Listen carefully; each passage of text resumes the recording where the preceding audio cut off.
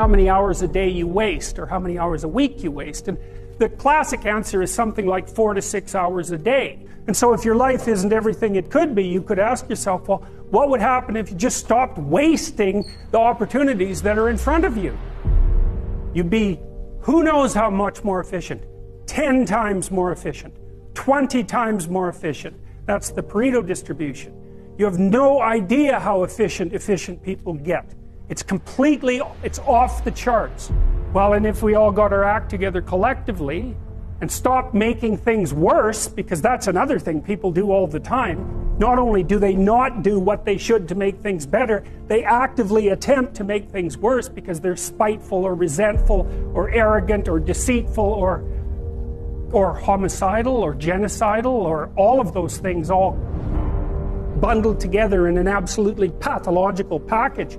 If people stopped really trying just to make things worse, we have no idea how much better they would get just because of that. So there's this weird dynamic that's part of the existential system of ideas between human vulnerability, social judgment, both of which are major causes of suffering, and the failure of individuals to adopt the responsibility that they know they should adopt.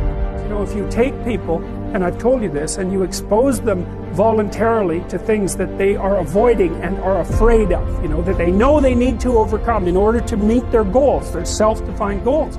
If you can teach people to stand up in the face of the things they're afraid of, they get stronger.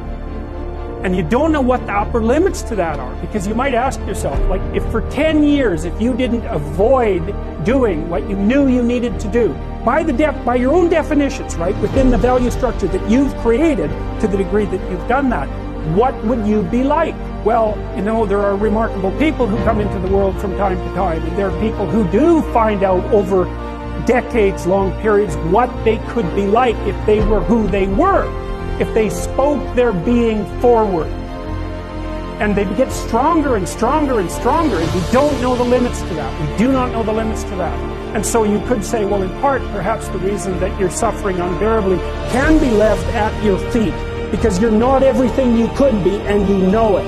And of course, that's a terrible thing to admit, and it's a terrible thing to consider, but there's real promise in it, right? Because it means that perhaps there's another way that you could look at the world, and another way that you could act in the world, so what it would reflect back to you would be much better than what it reflects back to you now. So you might say, well, what would happen if you abided by your conscience for 5 years or for 10 years? What sort of position might you be in? What sort of family might you have?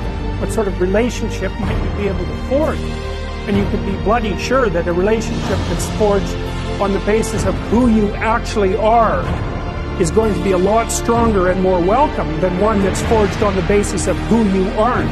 And it's a great basis upon which to bring children into the world, for example, because you can have an actual relationship with them instead of torturing them half to death, which is what happens in a tremendously large minority of cases. Because it isn't merely that your fate depends on whether or not you get your act together and to what degree you decide that you're going to live out your own genuine being. It isn't only your fate, it's the fate of everyone that you're networked with. And so, you know, you think, well, there's 7 billion people in the world, and who are you? You're just one little dust mote among that 7 billion, and so it really doesn't matter what you do or don't do, but that's simply not the case. It's the wrong model, because you're at the center of a network. You're a node in a network.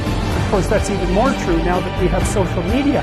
You'll know 1,000 people, at least, over the course of your life. And they'll know 1,000 people each, and that puts you 1 person away from 1 million, and 2 persons away from 1 billion. And so that's how you're connected, and the things you do, they're like dropping a stone in a pond. The ripples move outward, and they affect things in ways that you can't fully comprehend, and it means that the things that you do and that you don't do are far more important than you think.